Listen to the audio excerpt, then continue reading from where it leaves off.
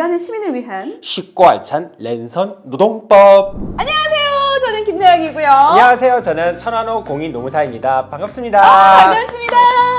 자, 오늘은요, 일하면서 굉장히 어려워하는 이 노동법에 대해서 아주 쉽고 알차게 알아보는 그런 시간을 한번 가져볼까 합니다. 많은 분들이 좀 어려워하시죠? 네, 어떠세요? 맞습니다. 우선 노동이라는 단어 자체가 들어가는 것부터 네. 심리적인 거부감을 느끼는 어려워요. 그런 분들도 있으세요, 정말. 맞습니다. 하지만 절대 어렵지 않다라는 것을 네. 설명을 드릴 수 있도록 해보겠습니다. 4개의 주제를 나눠서 해볼 텐데요. 자, 첫 번째 주제는 근로계약서를 작성할 때 어떤 점을 유의해야 하는지 먼저 알아보는 시간 가져보도록 하겠습니다. 시작하기 전에 제가 하나 여쭤보고 해도 물어보세요. 괜찮을까요? 네네, 물어보세요. 혹시 근로계약서 쓰셨나요?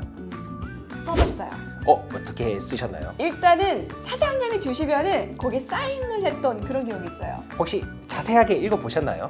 사실은 이제 첫 항만 읽어보고 뒤에는 사실 읽지 않죠.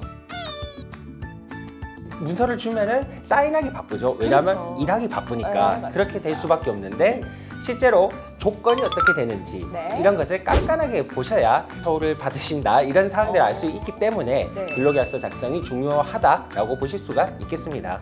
일하는 분들에게는 진짜 중요한 정보겠네요. 그렇죠? 네, 맞습니다. 그럼 질문부터 한번 이어가 보도록 할까요? 네. 자, 첫 번째 질문인데요. 취직해서 기쁜 나머지 바로 일을 시작했고 일한 지 일주일이 넘었다고 합니다. 네. 계약 조건 같은 건 사장님과 말로 이야기하고 정했는데 그냥 바로 일하면 되는 것 아닌가요? 라고 물어보셨는데요.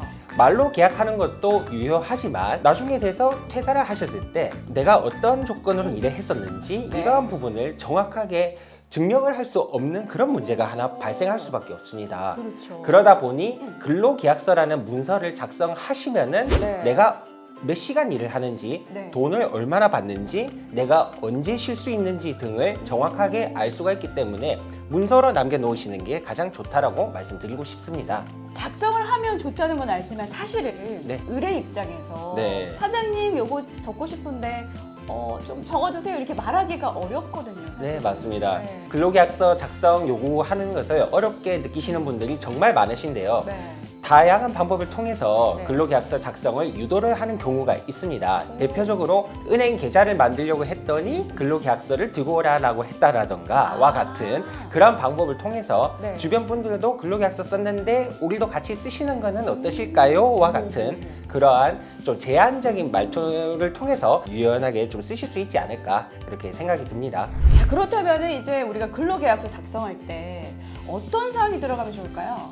일을 할 때 반드시 이 내용은 꼭 들어갔으면 좋겠다라는 거 어떻게 생각하세요? 저는 일단 네. 금액과 그리고 휴가가 들어갔으면 좋겠어요. 아, 맞습니다. 네. 가장 중요한 부분들을 말씀해 주셨는데 진짜요? 금액이라 하면 이제 돈, 임금이라고 표현을 하는데 네. 임금과 관련된 사항을 반드시 기재를 해주셔야 되고 아나운서님께서 말씀하신 휴가와 관련된 사항도 반드시 기재를 하도록 법에서 네. 규정을 하고 있습니다.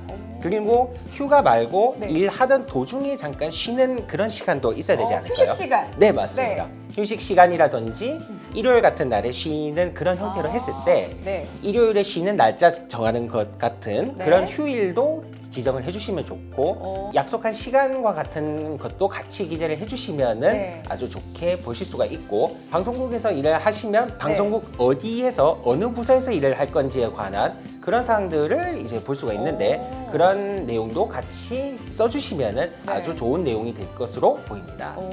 근로계약서를 이제 작성하러 갈 때 사실은 아무것도 모르잖아요. 저도 네. 그렇고. 그러면 미리 이렇게 좀 검색을 해서 알아볼 수 있는 그런 방법이 있을까요?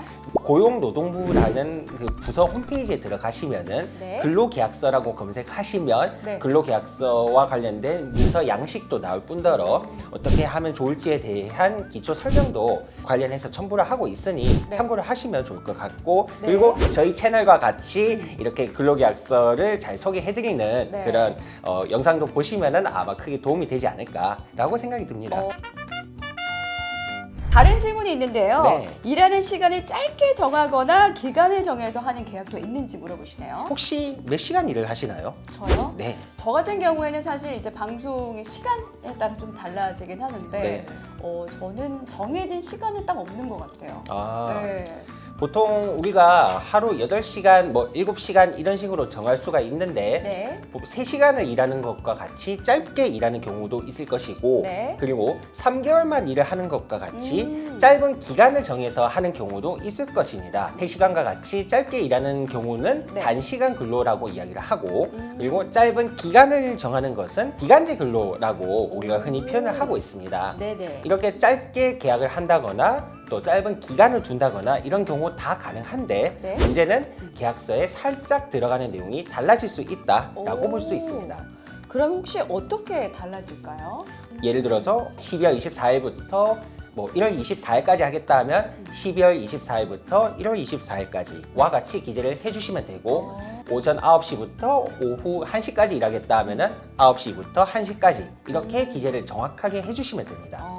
노동에 대한 기간과 시간 같은 게 제일 중요한 거겠네요. 네, 그죠? 맞습니다.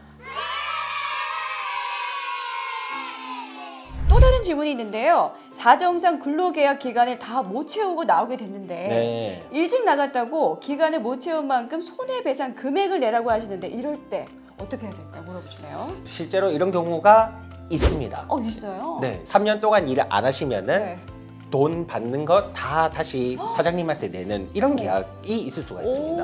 너무 억울할 것 같아요. 그렇죠. 일을 할 만큼 했는데 돈은 받지 못하고 다시 반납해야 되는 이런 상황이 발생할 수가 있는데 네. 이러한 경우를 법률상 어렵게 말씀드리면은 이양 예정 금지라는 표현이 있긴 한데 이런 손해배상 계약이라든지 네. 이렇게 근로자한테 불리하게 계약을 작성을 한다와 같은 경우는 네. 무효다라고 보실 수가 있겠습니다.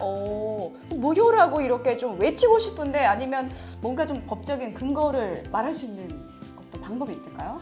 만약에 1초 늦으셨는데 네. 벌금 10,000원을 내는 계약을 했다고 해볼게요. 어머. 어떻게 하시겠습니까? 오늘 같은 경우는 지금 제가 몇십만 원 내야 될 것 같은데 근데 일단 내라고 하면 낼 것 같아요 저는. 의뢰 입장으로 봤을 때는 그렇죠. 또 낼 네. 수밖에 없고 네, 또 그렇게 맞습니다. 할 수밖에 없는데 네. 실제로 이런 계약은 전부 다 무효가 되고 만약에 사장님께 좋게 이야기를 했음에도 불구하고 네. 잘 이루어지지 않는다 하면은 외부 기관을 통해서 좀 도움을 구제받는 방법도 고려를 해보실 수 있을 것 같습니다. 근로계약서를 작성할 때 마지막으로 우리가 유의해야 할 점 그런 거 있을까요?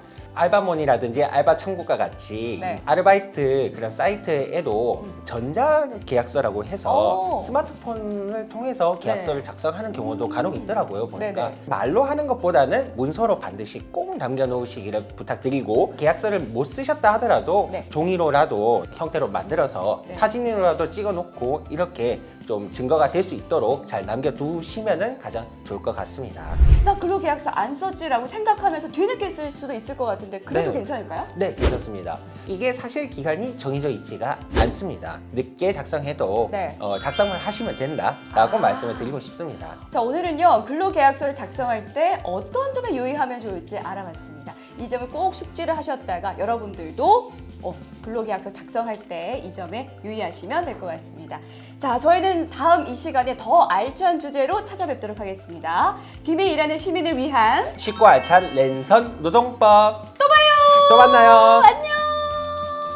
오늘 유익하셨다면 구독과 좋아요. 많이 눌러주세요.